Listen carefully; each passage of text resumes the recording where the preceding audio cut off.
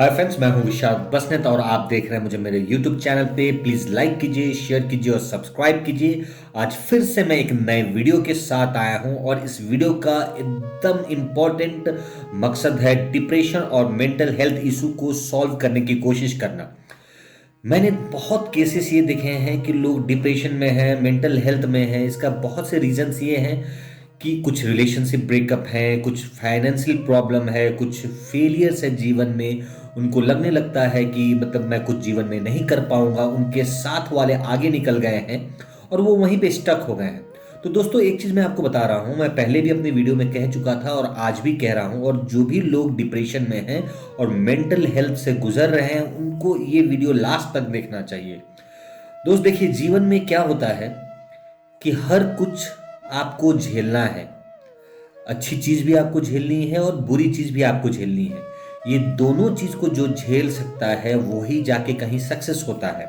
और हर कोई इंसान, आप, मैं और दुनिया का हर कोई इंसान सक्सेस हो सकता है, बशर्ते कि वो ठान ले कि किसी भी स्थिति परिस्थिति में वो हार नहीं मानेगा और वो आगे बढ़ता चला जाएगा।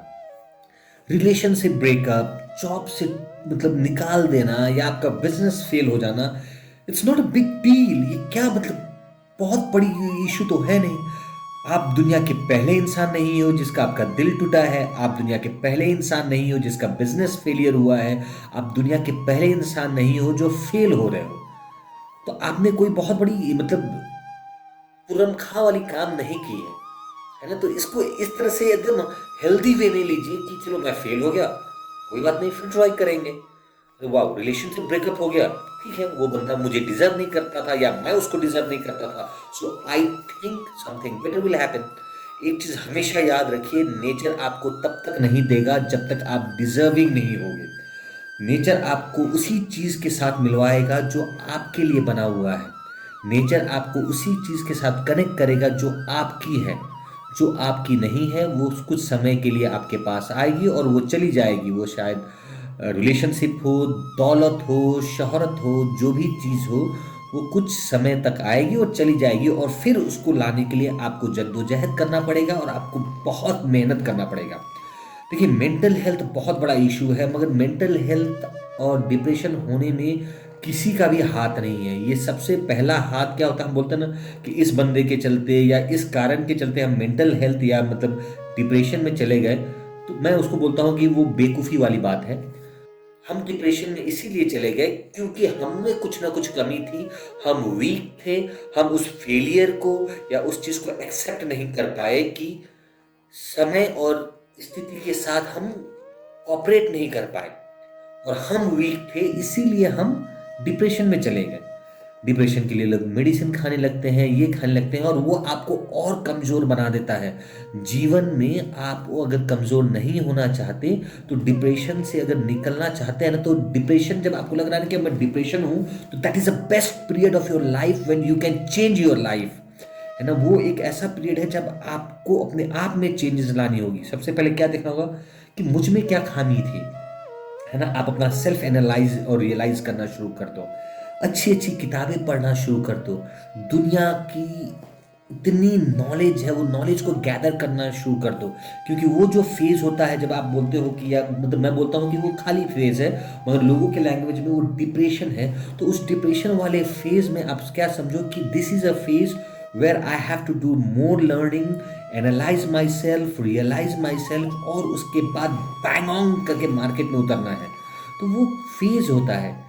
हम जिस चीज़ को क्या होता है ना, नेचर बार बार हमको सिखाने की कोशिश करता है कि आप में ये खामियां हैं, आपको इम्प्रूव करना है।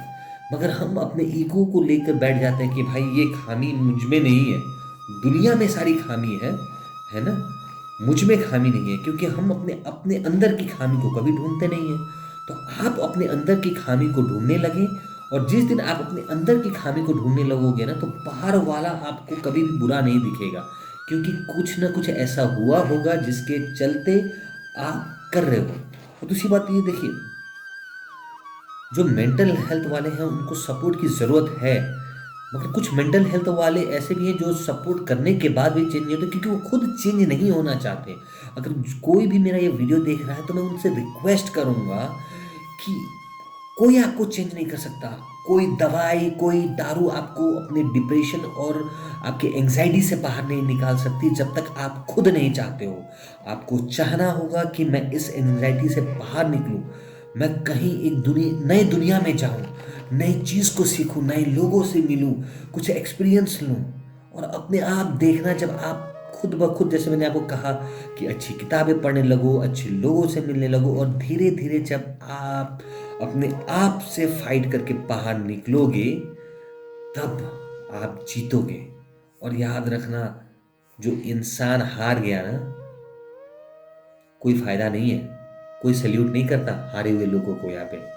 तो हमें जीतना है, अपने आप से जीतना है। किसी को जिताने के लिए या किसी को दिखाने के लिए नहीं जीतना है, अपने आप से जीतना है, अपने आप को प्रूव करना है। हमारा जो जंग है वो अपने आप से है, किसी और से नहीं है। तो ये एक छोटा सा वीडियो था, और मैं मेंटल डिप्रेशन और मेंटल हेल्थ इशू पे मैं बहुत सी चीज़ें कहूँगा फ्यूचर में। फिलहाल इतना याद रखिए कि मेंटल डिप्रेशन अगर आपको है या फिर एंजाइटी है, तो ये इसका कारण कोई नहीं है, वो आप खुद हैं।